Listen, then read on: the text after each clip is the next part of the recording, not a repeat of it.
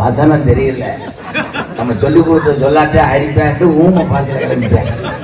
சரி சரி சரி, வடை வாங்கி தரேன், வா வா. அந்த வடைக்காகத்தான் அந்த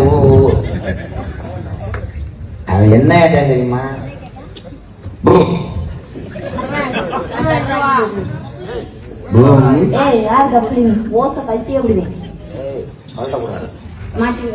கலட்டக்கூடாது, வழுக்கும்.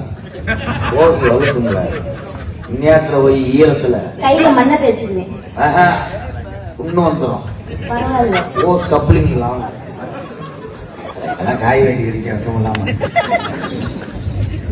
என்ன அடிப்பான்.